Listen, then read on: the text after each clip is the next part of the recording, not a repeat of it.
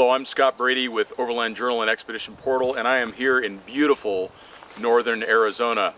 And I'm with an old friend. This is a vehicle that I crossed Australia with in 2011. It is a 200 series Toyota Land Cruiser, but it has a little something special under the hood that we're not used to in North America, which is the V8 turbo diesel. So it's a nice motor, gets good fuel economy overall for the size of the vehicle. And the reason why it's here in the United States is that Overland Journal has partnered with Hema Maps to start mapping the classic overland routes in North America. So Rob and his team from Hema shipped it over from Australia, and it was debuted at the Overland Expo in the West. Now we've got some time with it, where we want to document the vehicle and talk a little bit about the accessories that have been put on it and what our plans are for it in the future.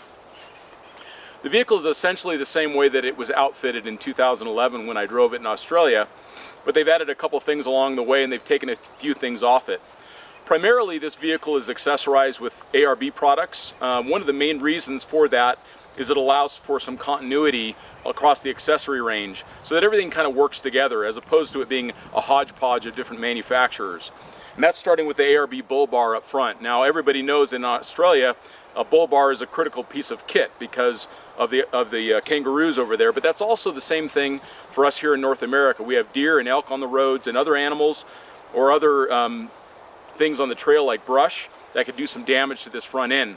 And since the trip that we're going to be doing is going to be with the solo vehicle, just one truck, we want to make sure that we protect the vital components of this vehicle as much as possible. So it still has the ARB front bull bar. It's got a 12,000 pound Warren winch fitted to it as well, so we can do self-recovery. And then we've got the side brush guards as well, which is a really good thing to have in really dense brushy trails. It also helps when you're dealing with a lot of muddy situations where the vehicle may be leaning into a ditch, for example. And those continue down to the side steps. And the side steps perform two functions. It makes it a little easier to get into the vehicle and access the roof rack, but it also protects the lower quarter panel of the body in everything but very extreme terrain. So those are some of the basic ARB components that are fitted to the front of the vehicle.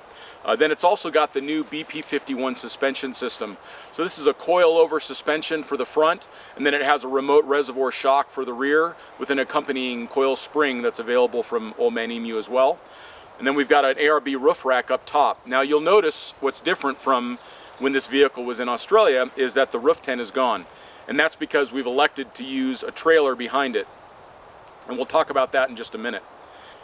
And on this vehicle we've got what's essentially a 33-inch tire, just a little bit taller in the Cooper ST Max. And this is a nice compromise tire for long road driving, so it gives a good quiet road ride, also good handling in wet conditions, snow and ice, but then it also performs well on the trail. I was noticing coming in on this muddy track today to our campsite pulling the trailer that the vehicle really did have good traction in the mud.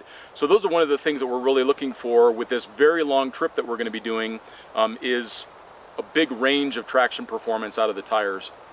And then kind of completing out this vehicle, we've got a Kmart rear bumper, and we've got two tires that are going to be available for this vehicle depending on the configuration we go with. We've also got a recovery kit and some water hanging off the back. And then there's a bunch of electronics on the inside that's going to support all the mapping functions that we're going to be doing. And right behind the Land Cruiser, we have an Adventure Trailers Chaser. Now, one of the reasons why we decided to go with a trailer this time around is for certain parts of the trip, we're going to have up to 4 people inside the vehicle. So that means we need to carry a lot more equipment, and we don't want to put a whole bunch of weight on the top because that obviously makes things far less safe when we're going to be traveling down the highway or in the back roads. So we wanted to keep the weight down low, but then also allow us to carry additional gear.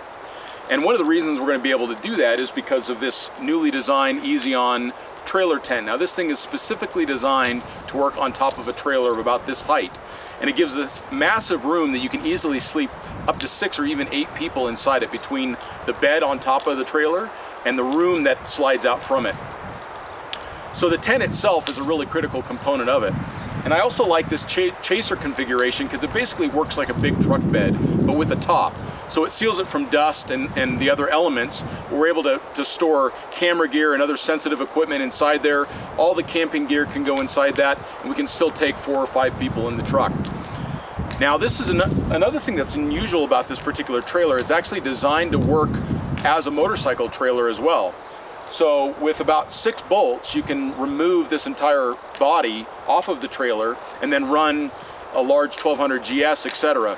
So for us, it's one of the most flexible trailer designs out there, so we can use it as a company to haul bikes, and we can also put the body on it and use it for a long expedition like we're doing.